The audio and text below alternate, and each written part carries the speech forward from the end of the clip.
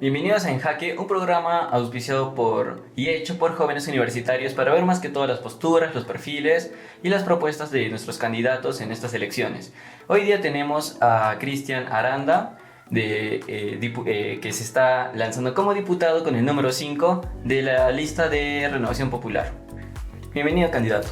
Querido Jorge, muchísimas gracias. Gracias a todos los amigos de En Jaque, a los estudiantes que están viendo esta entrevista. Y muy a la expectativa, hasta con la dinámica de esta entrevista, con el formato. Me encanta. Justo iba a comentarle, siempre vamos a estar moviendo en cuanto nosotros hablemos, porque va a ser un ping pong de preguntas, todo ello. Entonces yo comienzo con la primera pregunta, que sería más que todo, ¿quién es Cristian Aranda, para que lo conozcan los demás jóvenes? Y también, ¿qué le impulsa a ser diputado por Arequipa? Bacano. Tutéame con confianza. Soy un arequipeño. Nací aquí en la ciudad, entre La Barraca y el Mercado San Camilo, en la residencial Nicolás de Piero, la A72. Tengo 34 años, estudié en el San Juan Bautista de La Salle, soy promoción 2008. Estudié Derecho en la San Pablo, luego por motivos de trabajo tuve que paralizar mis estudios y concluí en la Universidad de La Salle. Estudié una maestría en Gestión Pública y Políticas Públicas en la Universidad Católica San Pablo también. Me especialicé en comunicación política fuera del país, en Estados Unidos, en Colombia, en México, y hace un año con el Partido Republicano, precisamente de José Antonio Kast, quien acaba de asumir la presidencia de Chile. Tengo dos negocios, uno del rubro logístico y el otro del rubro digital, y actualmente presido el Centro de Pensamiento Laureles, que es un centro de formación política para jóvenes con enfoque social cristiano. Y como bien lo has dicho, estoy postulando por primera vez para la Cámara de Diputados con el número 5 por el Partido Renovación Popular. Ok. Y me toca mover, ¿no? Sí. Bueno, sigamos. Como coordinador de la Agencia Local de Empleo, ¿cuáles fueron las principales problemáticas, retos para conectar la población de Yanaguara con el mercado laboral? Ya, trabajé en Yanaguara 2 años y medio. Llegué en junio del año 2023 e ingresé a trabajar en la Agencia Local del Empleo, que tenía dos funciones. Una es colocar a vecinos del distrito de Yanaguara y vincularlos con empresas que estén buscando trabajadores. Y la segunda era fomentar el autoempleo. En honor a la verdad, la demanda mayoritaria en Yanaguara estaba vinculada con el autoempleo, o lo que conocemos también como el emprendimiento. Así que buena parte de mi chamba fue generar espacios feriales de capacitación y de encuentro para emprendedores. Fue tanta la cantidad de actividades que hicimos que quienes son de Yanaguara deben recordar que en algún momento hubo un malestar a nivel del distrito porque se hacían demasiadas actividades feriales. Mea culpa en cierta medida, porque pues hice bastante mi trabajo.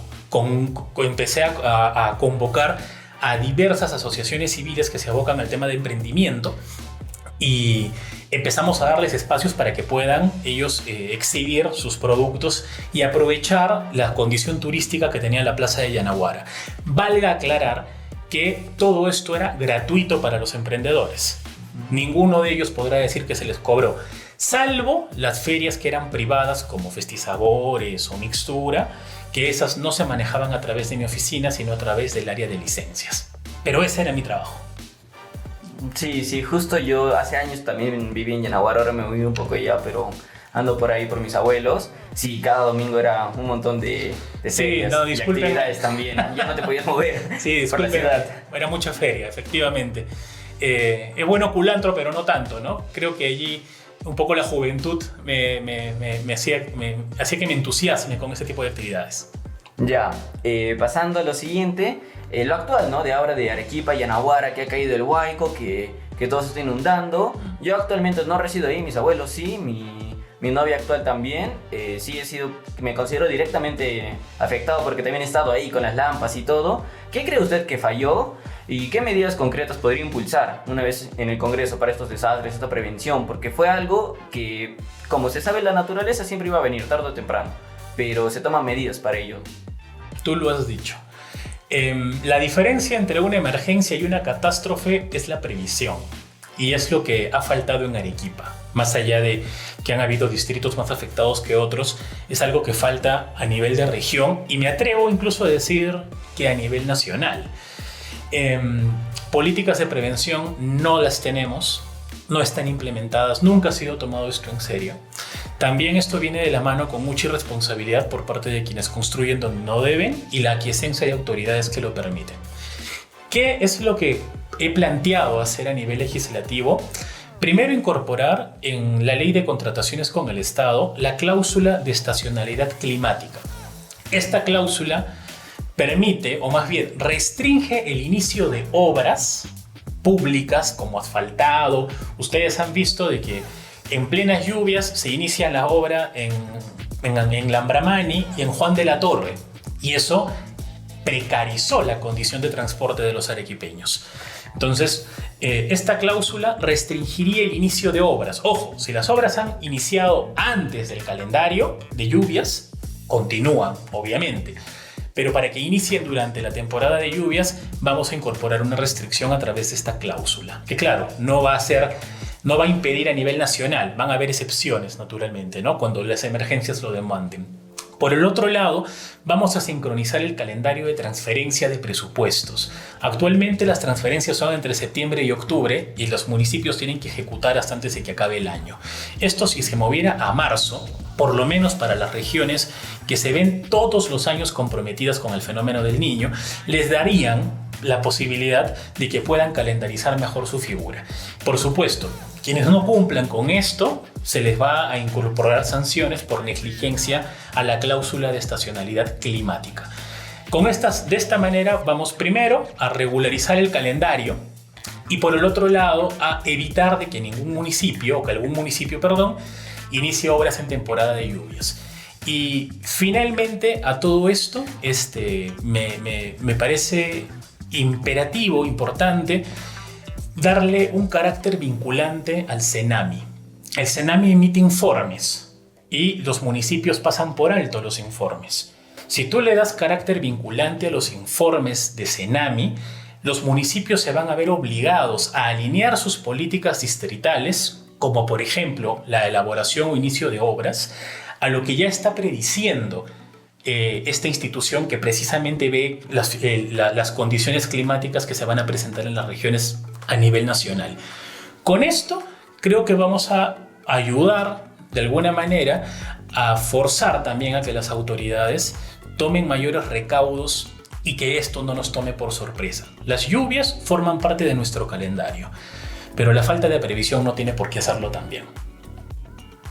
Sí, claro. También, en cuanto a mi opinión propia, la Municipalidad de Yanaguara hizo su chamba en sus redes sociales, han limpiado todo lo que han podido, pero si le preguntas a los de tercera edad vecinos, saben que esa torrentera no medía 2 metros, no medía 1,5 metros, medía 10 metros, 15 metros hacia abajo, que si te caías no la contabas. Ahora hasta puedes bajar a jugar. Pero bueno, pasando a más preocupación arequipeña, no sé si alguna vez fue víctima de algún robo o hurto. ¿Qué opinas sobre esto y de qué manera podría mitigar los índices de inseguridad en caso usted salga electo? Yo fui víctima de secuestro, de robo y secuestro.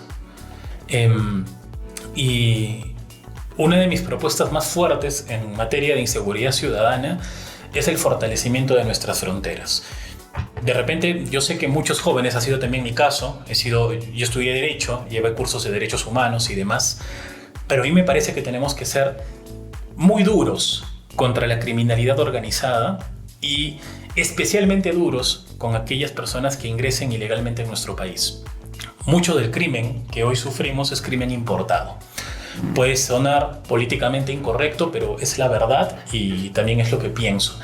Tenemos que fortalecer nuestras fronteras para que cualquier persona que ingrese ilegalmente en nuestro país se vea impedida de poder gozar y disfrutar de una serie de beneficios sociales que actualmente el Perú todavía otorga. La posibilidad de acceder a un trabajo, a un alquiler, a recibir o movilizar remesas, entre otras cosas. Fortalecimiento de nuestras fronteras y modificación de 2 artículos de la Constitución puntualmente. El artículo 2, inciso 10 de la Constitución, para darle celeridad a la autorización judicial para interceptaciones telefónicas, sobre todo en materia de secuestro y extorsión, porque la autorización toma tiempo. Pero si tú aceleras esto, la persona que está siendo secuestrada o extorsionada no tiene 4 días para esperar. Tienes horas. Y como tienes horas, es imperativo que la policía administrativamente realice la interceptación y dentro de las 24 horas el juez la convalide. Y luego, para devolverle seguridad jurídica y la última palabra al Tribunal Constitucional, estoy proponiendo modificar la 4ª disposición final y transitoria de la Constitución para no necesariamente retirarnos de la Corte Interamericana de Derechos Humanos, porque es algo con lo que yo estoy de acuerdo, pero en el corto plazo es imposible, pero sí para devolverle el carácter consultivo a la Corte y que la última palabra la tenga el Tribunal Constitucional del Perú. Esto también me parece un ejercicio de soberanía jurídica a favor de los peruanos. En materia de seguridad, eso sería, y no lo digo como alguien que no lo ha sufrido, con conocimiento de causa te digo, tenemos que combatir esto de manera frontal. Ya. Pasando a las preguntas del bloque universitario, en muchas universidades privadas las pensiones se incrementan progresivamente sin que exista un criterio claro o una mejora proporcional en la calidad educativa. ¿Cree que debería existir un marco normativo más claro que proteja al estudiante frente a aumentos arbitrarios?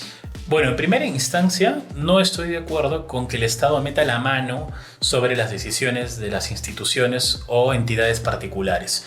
Ellas tienen el derecho a poder fijar los montos de su pensión. Yo te soy honesto, cuando yo dejo la universidad, luego de haber iniciado mi carrera, era precisamente porque era imposible para mí continuar pagando las pensiones y posteriormente lo retomo. Yo sé que esto es una inconveniencia, pero también creo que tenemos que fortalecer precisamente para esto a los consejos estudiantiles. Las universidades han visto mermada la capacidad de los consejos estudiantiles desde tiempos de Fujimori, por motivos que creo que todos conocemos, ¿no? En aquellos momentos las universidades y los consejos estudiantiles cumplían una función muy distinta a la que tu pregunta, por ejemplo, se orienta. Me parece, sí, relevante que los estudiantes tengan mejores espacios para poder defender sus intereses frente al consejo universitario. Eso me parece que se puede hacer. Ahora, en lo relativo a los reglamentos, criterios que cada institución tiene para fijar sus pensiones o costos de matrícula, me parece que esa es una decisión que es estrictamente de los particulares. Sería muy complicado, más allá de mi voluntad, muy complicado que el Estado, en tanto Estado, se pueda meter en ello. Claro, eso sería totalmente sustentable porque hay inflación de más detalles, ¿no? En cuanto al empoderamiento de los consejos estudiantiles y todo ello, yo también estoy muy de acuerdo a ello, ya que en todo caso que todos los estudiantes representantes puedan tener un voto, de todos modos los docentes que también tienen voto tienen mayoría, entonces de todos modos estamos con las manos atadas. Por más que todos los estudiantes decidan una cosa en contra de los docentes tienen mayoría. Bueno, considerando su formación en gestión pública y su experiencia analizando políticas públicas, muchos jóvenes sienten que el Estado aún tiene dificultades para articular la educación superior, con oportunidades reales de empleo y desarrollo profesional. Desde el Congreso, ¿qué medidas impulsaría para mejorar la conexión entre universidades, mercado laboral y el desarrollo regional, especialmente para estudiantes del sur del país? Esta es una propuesta, te agradezco la pregunta, esta es una propuesta que yo formulé en el debate ante el Consejo Provincial de la Juventud. Es importante que las universidades no se desconecten de la demanda laboral. Si tú sacas estudiantes, pero finalmente no existe una demanda en el mercado para poder contratarlos, eventualmente los chicos van a terminar dedicándose a cosas distintas a las que han estudiado. Para eso se conforma un consejo consultivo que está conformado por el gobierno regional, la universidad, la Cámara de Comercio y posiblemente algunos gremios empresariales, para que estos a la vez emitan informes consultivos, o sea, informes de opinión, mejor dicho, en donde se sugieran no sé si de repente podrá tener carácter vinculante, eso es algo que se puede ver a futuro, pero sí para que puedan emitir una opinión a la autoridad universitaria en función de cuáles son las carreras más demandadas, bajo qué circunstancias, etcétera, etcétera, etcétera. De tal manera que la propia universidad, dentro de sus planes formativos, los que ellos diseñan, tengan en cuenta todas estas variables a fin de garantizar que los estudiantes tengan salida laboral. Y esto yo lo conecto con un condicionamiento para la renovación de licencias por parte de SUNEDU. Hay un índice de empleabilidad que las universidades tienen que cumplir y que no es condición propiamente para la no renovación de su licencia. Bueno, eso tendríamos que modificarlo, porque las universidades tienen que poder corroborar y demostrar de que lo que están enseñando y digamos, la calidad de la educación universitaria que están prestando garantiza una salida laboral a los estudiantes. Este índice de empleabilidad me parece fundamental para garantizar la salida laboral para los jóvenes. Claro, sí, también estoy de acuerdo en cuanto a ese aspecto, porque si no la universidad solo está recibiendo dinero. Así es. Y no está dando profesionales al país, profesionales que ejerzan o cosas así. Solo hay gente que ya quiere sacar cualquier título y se mete en algunas carreras quizá más rápidas o más ligeras. Pasando a otro bloque, pasamos a un bloque más de transparencia. Entonces, usted es bachiller en Derecho, ¿no? De la Universidad de La Salle. Sin embargo, muchos ciudadanos consideran de que quienes aspiran a legislar deberían contar con una trayectoria académica o una profesional más consolidada. Me refiero más que todo al título. Claro. ¿Qué lo llevó? ¿Qué pasó? O ¿cuál es su visión para el futuro en cuanto a completar esta brecha, ¿no? Creo que depende mucho del proyecto de vida de la persona. A mí me hubiera encantado que cuando salí del colegio que existiera la carrera de Ciencias Políticas. Apareció mucho después. Y lo que más se parecía en ese momento a lo que yo quería hacer era la carrera de Derecho. Mi abuelo era fujimorista, mi abuela era aprista. A mí la política me ha gustado desde chibolo, pero no se dio la posibilidad. Y eventualmente lo que yo quería era poder hacer empresa y dedicarme a lo que me gusta, que de hecho es a lo que me especialicé, que es la comunicación política y puntualmente política de campaña. A eso me dediqué. Entonces, en el caso particular mío, yo no puedo hablar en este caso por todos, pero en el caso particular mío, la carrera de Derecho fue más un medio para llegar a determinados objetivos. Quería proveerme de determinados conocimientos para a la hora de sacar mis negocios, como el primero que les he contado de logística, tener conocimientos en materia laboral, en materia contractual, en materia comercial, etcétera, etcétera, ¿no? Pero no propiamente porque yo tuviera la vocación de querer litigar o querer ejercer. Entonces, si bien es cierto, por regla general, uno estudia una carrera, se titula y ejerce, no suele ser el proyecto de vida de todos. En el caso mío, en mi caso particular, fue más un vehículo para poder acceder a lo que yo sí quería hacer, que era dedicarme al análisis, al estudio y a la asesoría política, sobre todo en asuntos electorales. Claro, sí, entiendo. Entonces, bueno, ya como usted dice, quedaría más en el plan de vida de cada uno y lo que decide para su vida, ¿no? Lo que escoge también. En cuanto a la siguiente pregunta, más que todo va al Partido de Renovación Popular, que es liderado por Rafael López Aliaga, ¿no? Sí. Rafael, López Porqui, ha planteado varias propuestas, pero también propuestas buenas. Bueno, depende de la perspectiva de cada uno. Como también polémicas, como los drones que bajan, le dicen al delincuente que ya no robes y no va a explotar. O también cárceles en la selva que... su método de seguridad para que no huyan sería serpientes, que sería la barrera natural. Las chuchupes. Sí. ¿Usted qué opina sobre esto? Sobre todas estas propuestas, ¿las respalda? ¿Las piensa modificar? ¿Cuál es su opinión sobre estas? Yo creo que hay que distinguir un poco el fondo de la forma, ¿no? También se ironizó un poco cuando hablaba de los DNIs para concebidos, ¿no? Uh-huh. De fondo, lo que se busca, por ejemplo, en este caso, es la protección de la vida desde la concepción. A nivel de forma, es en donde los legisladores más bien vamos a establecer cuál es la figura más idónea. En el caso de las cárceles, por ejemplo, a mí me parece brillante concluir las cárceles que se han quedado a medio hacer y sí construir cárceles en zonas aisladas del Perú, en donde sea casi intolerable vivir allí. Yo sí estoy de acuerdo con eso. ¿Por qué? Porque yo no soy un promotor de la resocialización, yo soy un promotor del castigo. Y creo que las cárceles no solo cumplen una función de resocializar, sino de castigar. Sobre todo cuando hablamos de delitos que son de alta gravosidad. Lo de las chuchupes y demás es más parafernalia, ¿no? O sea, obviamente no es una cárcel, ¿no? Ninguna cárcel funcionaría bajo esas condiciones, pero sí me parece una promesa y un compromiso que asumimos a nivel legislativo a crear las condiciones legislativas, el ecosistema legal, para que se puedan construir cárceles en la selva en donde sea muy difícil, o sea, que sean tremendamente incómodas para quien delinque y termina siendo derivado a esos espacios. Hablando de usted, de su manera de ser, de la que justo me estaba comentando, del castigo, Entonces usted también estaría a favor un poco de proponer la pena de muerte sobre este país, ¿o qué opina al respecto? Es un tema controversial. Yo no sé si es que el Congreso lo llegará a debatir. A nivel particular, pienso que existen delitos monstruosos en donde la posibilidad de resocialización es inviable.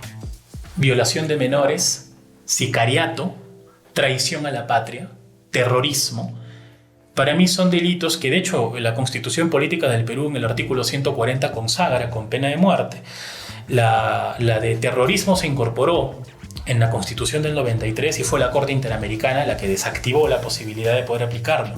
Pero ahí me parece que existen determinados delitos que por el grado de ofensa, de daño que provocan sobre la sociedad, merecen ser castigados con la máxima pena posible, que en el Perú es la pena de muerte.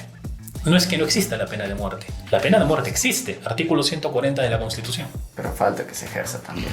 Claro, porque se da bajo de circunstancias muy específicas. Traición a la patria en tiempos de guerra. Esa es la condición.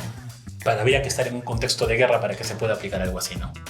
Hablando de crímenes monstruosos, ¿considera viable la despenalización del aborto para las víctimas de delito de violación sexual? En principio, no. Nosotros estamos a favor de la vida. No obstante, existe la figura del aborto terapéutico bajo determinadas circunstancias, y es en aquellas en las cuales no haya posibilidad de salvar ambas vidas. En estos escenarios, el derecho le da preeminencia a la vida que tiene mejor posibilidad de continuar, que suele ser la de la mujer. En estos escenarios, en casos, por ejemplo, de delitos contra menores de edad, violencia sexual contra menores de edad con subsecuente embarazo, en estos escenarios es una junta médica la que determina esto. Si la junta médica dentro de las 22 semanas estima la viabilidad del aborto terapéutico, el mismo se practica y bajo esas circunstancias se puede justificar. Luego de las 22 semanas, y esto es importante tenerlo en cuenta, el aborto terapéutico ya no es viable. Estamos hablando de un bebé de 6 meses. En estos escenarios, las menores de edad son trasladadas a través del Ministerio de la Mujer y Poblaciones Vulnerables a albergues. Y la función de los albergues es garantizar la salud física, psicológica, etcétera, tanto de la madre como del bebé. Luego el niño, una vez nacido, es puesto en adopción porque una menor de edad no puede hacerse cargo del menor. Sin embargo, no es ni el albergue ni un congresista ni seríamos nosotros quienes determinamos si se debe o no abortar. Es una junta médica en este caso particular. Solo bajo esas circunstancias, tanto yo como que es mi posición, mi postura personal, como la que tiene el partido, puede llegar a justificar la figura del aborto terapéutico, pero en otros escenarios no. Ok, me queda claro la postura. Sí, es bien polémico como usted opina, más que todo por dónde se va cada uno, las posturas conservadoras o no. Mi siguiente pregunta sería más en cuanto a cómo usted financia la campaña o cómo la está administrando, más que todo todo lo que es finanzas, ¿no? Porque sabemos que una campaña no es barata, no va por no es nada barata. No es nada, no es barata, no es nada barata. Tengo ahorros, tengo recursos propios. Tengo recursos propios, amigos, familiares, he organizado cenas, he organizado actividades también para que puedan apoyar, pero en un 90% son recursos propios. Y ahora, como han visto que está la figura del Senado y diputados, gracias a Dios trabajo en dupla. Estoy apoyando a Ricardo Ramírez de Villar. Él está postulando al Senado Regional de Arequipa con el número 1. Entonces eso también amortigua de alguna manera y mitiga la asfixia que supone el costo de una campaña, ¿no? Ahora, soy muy fuerte, digamos, modestia aparte, pero tengo posicionamiento interesante en mis redes sociales. Y también, gracias a Dios, las redes sociales han aparecido para democratizar todo y no es muy costoso poder hacer campaña a través de redes sociales. Sí, también sí vi que es bien activo, ¿no? Más que todo con lo que dicen o cómo se comportan sus demás colegas que también se estaban postulando. Volviendo a la dinámica del ajedrez, como en la política hacemos nosotros ahí una comparativa de que no solo se requiere estrategia, sino también visión, liderazgo y saber qué rol cumple cada uno, cada ficha, cada persona dentro de de cada comparativa, ¿no? Ujú. Cada pieza tiene un distinto peso, misión y todo ello. Entonces mi pregunta a usted sería, ¿cómo se identifica usted? ¿Como el peón o como el rey? Siguiendo con esta dinámica. Es una pregunta muy interesante. Es una pregunta muy interesante. Me gusta mucho más la dinámica del alfil. Me gusta mucho más la dinámica del alfil. ¿Por qué? ¿A qué se asemeja? ¿Por qué le gustaría? ¿Por qué se siente identificado, ¿no? Más que todo con el alfil. Un poco lo plasmo a mi lógica familiar, ¿ya? El rey y la reina son los que tienen que estar mejor cuidados, mejor protegidos. Y el resto de piezas tienen la función, por un lado, de ganar, de avanzar, pero también de proteger. Y me parece que el alfil tiene cierta versatilidad para hacer ambas cosas, para atacar y defender. Y si se sabe usar correctamente, pues puede comerse a un alfil como el que me he comido y a un caballo como el que me he comido también. Ya. Bueno, señor candidato, ya estamos finalizando la entrevista. Usted tiene un minuto para dirigirse a los jóvenes universitarios de Arequipa, especialmente. Yo los invito a involucrarse en política. Involúcrense en política.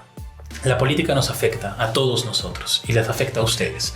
En estos últimos días que hemos sufrido a raíz de los huaicos, somos testigos de excepción, los jóvenes arequipeños, de que no hemos podido recibir el auxilio que necesitábamos porque porque la región no podía ser declarada en emergencia, por ejemplo, porque no había gabinete.